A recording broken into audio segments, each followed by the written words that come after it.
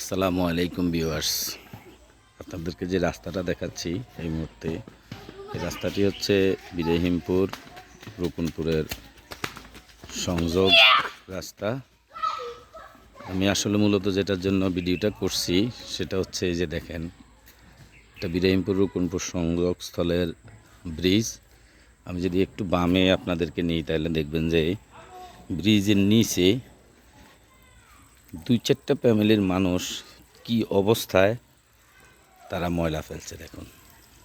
এরা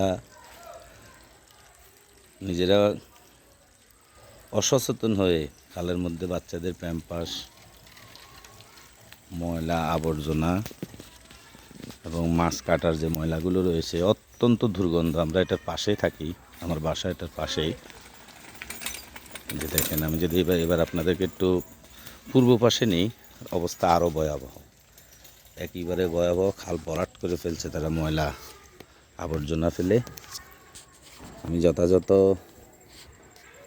ইউনিয়নের কর্তৃপক্ষের দৃষ্টি আকর্ষণ করছি, যারা সচেতন নাগরিক আছেন, আপনারা দেখুন কী অবস্থা করে রাখছে খালকে। এবং এখান দিয়ে মানুষ যে চলাচল করবে এরকম কোনো অবস্থান বর্তমানে নেই। ময়লা আবর্জনা ফেলে এমন এক অবস্থায় দুর্গন্ধ করে রেখেছে। আপনাদেরকে আরেকটু কাছে যদি আমি দেখাই তাহলে দেখুন কী অবস্থা।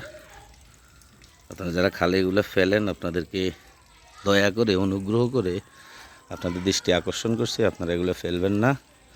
এবং যথাযথ কর্তৃপক্ষের দৃষ্টি আকর্ষণ করছি, ওনারা যেন খালের নিচে এই ময়লাগুলো না ফেলে। রাস্তাটি অত্যন্ত সুন্দর, কিন্তু এখান দিয়ে মানুষ হাঁটার উপযোগী নাই। নাকে একবারে আঙ্গুল দিয়ে দুর্গন্ধ নিয়ে তারা এই বিরাহিমপুর রকুনপুর সংযোগ এই রাস্তাটি তারা পার হচ্ছে। যথাযথ কর্তৃপক্ষের দৃষ্টি আকর্ষণ করছি। আপনাদের সবাইকে অসংখ্য ধন্যবাদ।